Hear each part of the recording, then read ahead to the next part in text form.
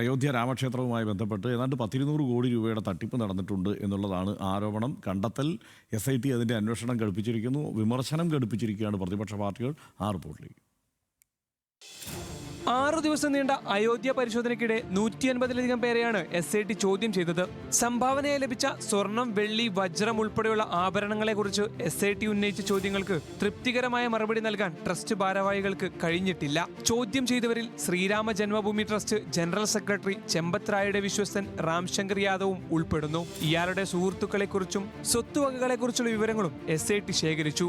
കൂടാതെ വിലപിടിപ്പുള്ള വസ്തുക്കൾ, CCTV ദൃശ്യങ്ങൾ, സംഭാവന എണ്ണുന്ന രീതി, ബാങ്കിലേക്ക് പണം കൊണ്ടുപോകുന്നത് ഉൾപ്പെടെ നിർണായക വശങ്ങളും സംഘം പരിശോധിച്ചു. കഴിഞ്ഞ വർഷം ജനുവരി മുതൽ ഫെബ്രുവരി വരെ 1.5 മാസക്കാലം നീണ്ടുനിന്ന പ്രയാഗ്രാജിലെ കുംഭമേള സമയത്താണ് ഏറ്റവും വലിയ തട്ടിപ്പ് നടന്നതെന്നാണ് നിഗമനം. 10 ലക്ഷം തീർത്ഥാടകർ ദിനംപ്രതി അയോധ്യയിൽ വന്നുപോയിരുന്ന ഈ കാലയളവിൽ മണിക്കൂറുകൾക്കുള്ളിലാണ് കാണിക്ക വഞ്ചികൾ നിറഞ്ഞിരുന്നതെന്ന് ക്ഷേത്ര ജീവനക്കാർ മൊഴി നൽകിയിട്ടുണ്ട്. സംഭാവനകൾക്ക് പുറമെ ട്രസ്റ്റ് നൽകിയ ഭൂമി ഇടപാടുകളെക്കുറിച്ചും SIT അന്വേഷിക്കുന്നുണ്ട്.